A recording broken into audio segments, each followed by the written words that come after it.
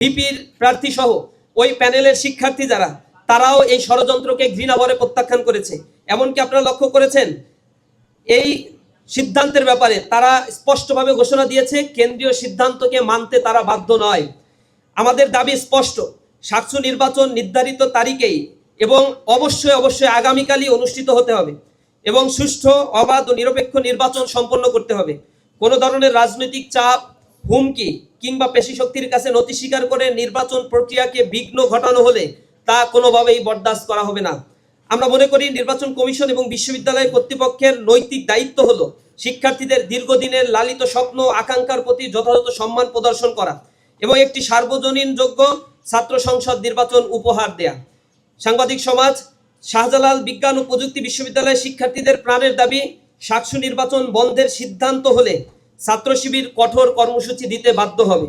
দেশব্যাপী আমরা এই কর্মসূচি, লাগাতার কর্মসূচি অব্যাহত রাখবো যতক্ষণ না পর্যন্ত শিক্ষার্থীদের অধিকার এই শাহজালাল বিজ্ঞান প্রযুক্তি সহ অন্যান্য ছাত্র সংসদ নির্বাচনগুলো অনুষ্ঠিত হয়। আমরা আরো বিষয়ের সাথে লক্ষ্য করেছি বেগম রোকেয়া বিশ্ববিদ্যালয়, সেখানে যে নির্বাচনটি এখানে অনুষ্ঠিত হওয়ার কথা ছিল 21শে ফেব্রুয়ারি, কয়েক দফা 21শে জানুয়ারি, কয়েক দফা তারিখ পিছিয়ে এই তারিখটা তারা নির্ধারণ করেছিল। সেখানেই যাদেরকে নির্বাচন কমিশনের দায়িত্ব দেওয়া হয়েছিল তারা বিএনপি পন্থী শিক্ষক, একাধিকবার তারা পদত্যাগ করেছে। সর্বশেষ শিক্ষার্থীদের তোপের মুখে তারা ফেব্রুয়ারির 25 তারিখে এটা নির্ধারণ করেছে। এর বাইরেও জগন্নাথ বিশ্ববিদ্যালয়ে আপনারা দেখেছেন কিভাবে মব ক্রিয়েট করে বিএনপি পন্থী শিক্ষকরা সেখানে নির্বাচনকে পিছিয়ে 6 দিন পিছিয়ে পরবর্তীতে শিক্ষার্থীদের তোপের মুখে সেই নির্বাচন করতে বাধ্য হয়েছিল। এর আগে ঢাকা বিশ্ববিদ্যালয়ে চক্রান্ত করে সেখানে তারা রিট করেছিল। তার পূর্বে রাজশাহী বিশ্ববিদ্যালয়ের সংসদ নির্বাচনকে কয়েক দফা পিছানো হয়েছে, মব ক্রিয়েট করেছে, সেগুলো তারা আমাদের ছাত্র সমাজের সামনে রয়েছে। এর বাইরে আপনারা দেখেছেন জাহাঙ্গীরনগর বিশ্ববিদ্যালয়ে এখানে তারা যে ঘটনা ঘটিয়েছে 8000 ভোট গুনতে তারা 3 দিন 4 দিন সময় লাগিয়ে দিয়েছে। সেখানে সেখানে যে বিসি ছিল তিনি হচ্ছেন বিএমপি পন্থী সাদা দলের নেতা। নির্বাচন কমিশনে যারা ছিল তারা বামপন্থী এবং বিএমপি পন্থী শিক্ষকরা। তারা ছাত্র দলের দাবি মেনে সকল কিছু করে এর পরেও শিক্ষার্থীদেরকে তাদের দাবি থেকে উপেক্ষা করে নির্বাচন যাতে বানচাল করা হয় তার সকল ষড়যন্ত্র তারা করেছিল জাহাঙ্গীরনগর বিশ্ববিদ্যালয়। সেই ষড়যন্ত্রে তারা সফল হয় নাই। এমনিভাবে চট্টগ্রাম বিশ্ববিদ্যালয়ে একাধিকবার তাদের দাবির পরিপ্রেক্ষিতে রিশিডিউল করা হয়েছে। কোনো ছাত্র সংসদ নির্বাচনে তারা আস্থা রাখে না। এটা আরো বেশি লজ্জাজনক। আধিপত্যবাদের বিরুদ্ধে যিনি কণ্ঠস্বর ছিলেন, বলিষ্ঠ কণ্ঠস্বর ছিলেন এবং যিনি মানুষের ভোটাধিকারের পক্ষে আজীবন লড়াই করে গিয়েছেন বেগম খালেদা জিয়া, তারই দলের এখন স্ট্যান্ডটা হচ্ছে যারা নির্বাচনের পক্ষে এতদিন অবস্থান নিয়েছিল আজ তারা জনগণের অধিকারকে, শিক্ষার্থীদের অধিকারকে হনন করার জন্য তারা এখন নির্বাচন চায় না, নির্বাচন বানচাল করার জন্য চক্রান্তে মেতে উঠেছে। এটা এত বেশি লজ্জাজনক, হাস্যকর।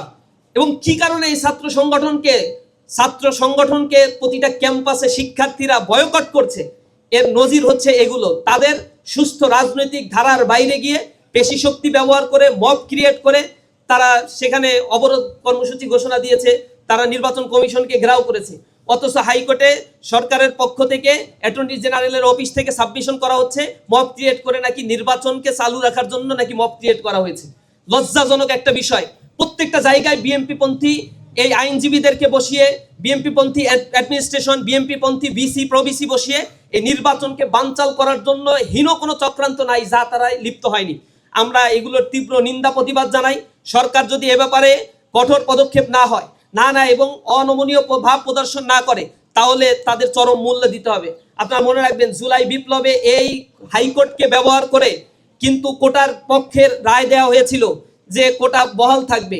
জনগণ তখন রাস্তায় নেমেছিল এবং প্রশাসনের পক্ষ থেকে, তখন আওয়ামী ফ্যাসিবাদের পক্ষ থেকে ওই রায়কে রাতারাতি বদল করার জন্য কোর্ট ডাকা হয়েছিল। রাতের বেলায়ও অফ ডেতেও কোর্ট ডাকা হয়েছিল। তার মানে সবকিছুই রাষ্ট্রের ইন্ধনে এগুলো পরিচালিত হয়। আজকে এই শিক্ষার্থীদের অধিকার হরণের জন্য আবারও একটা চক্রান্ত তারা মেতে উঠেছে এবং সেই চক্রান্তে কোর্টকে তারা ব্যবহার করেছে।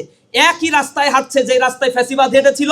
আমরা দেখতে পাচ্ছি বিএমপি, তার অঙ্গ সংগঠনগুলো এবং ছাত্র দল একই রাস্তায় হাঁটছে।